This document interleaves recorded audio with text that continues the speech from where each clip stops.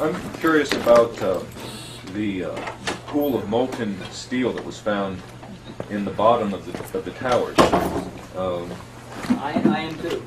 And Please tell me about it. Have you seen it? Well, not personally, but eyewitnesses there found huge pools of molten steel beneath the towers, and some scientists don't think that the collapse of the building could have melted all that steel. And physics professor analyzed some of the steel, and Stephen Jones, and he found evidence of thermate residue, which would explain how the buildings collapsed by means of pre-planted explosives. So, have you analyzed the steel for any of those residues? First of all, let's go back to your basic premise that there was a pool of molten steel. I know of absolutely nobody, and no eyewitness who said so. You'd get down below and you'd see molten steel running down the channel rails. Like you're in a foundry. Yeah, like lava. Like it was lava from a volcano. The fires got very intense down there, and it actually melted beams where it was molten steel that was being dug out. It's this fused element of steel, molten steel and concrete and all of these things all fused by the heat into one single element. And almost like a chunk of lava from Kilauea or Iceland, where they're very sharp but breakable shards on the end here. This 8-ton steel I-beam is 6 inches thick.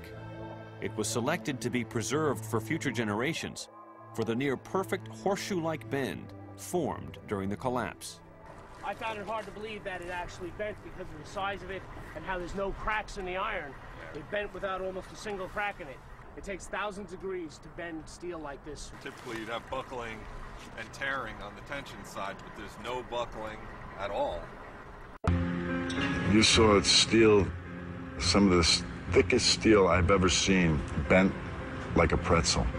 And you just couldn't imagine the force that took. Where the grapplers were pulling stuff out, big sections of iron that were literally on fire on the other end.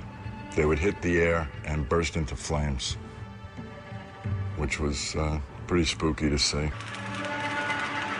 There was even a point where you would create an air pocket by moving steel, fueling the fires underground, would ignite cars, and cars would just blow up. But, you know, these underground fires were just like the fires of hell. This is how it's been since day one. Oh, it's unbelievable. And this is 6 weeks later, almost 6 weeks later. And as we get closer to the center of this, it gets hotter and hotter. It's probably 1,500 degrees.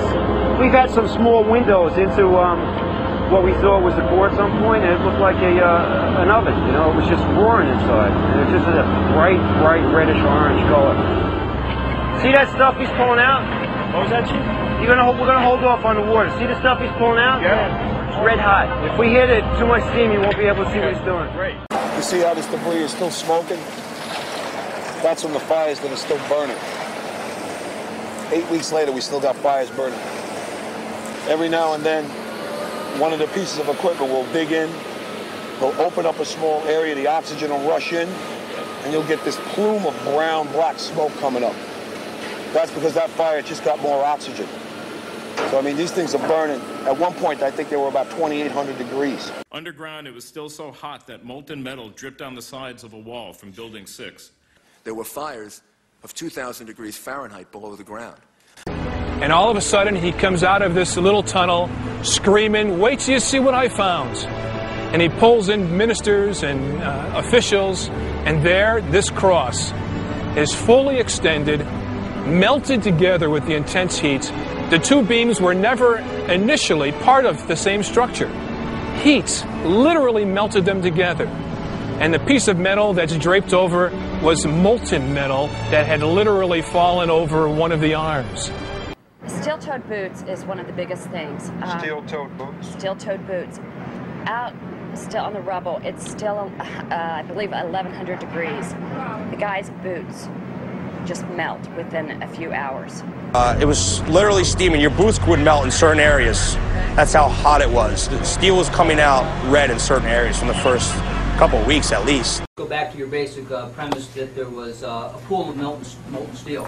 I know of absolutely nobody, and no eyewitness who said so, nobody who's produced it. I was on the site, I was on the steel yards, so I don't know that that's so. There's video of it. Melted around 2,600 degrees Fahrenheit. I think it's probably pretty difficult to get that kind of temperatures in a fire. So I don't know the basis. I can't address your question if I don't know the basis. Well, NASA pictures, thermal images showed those sorts of temperatures in the basement. Would you send them to me?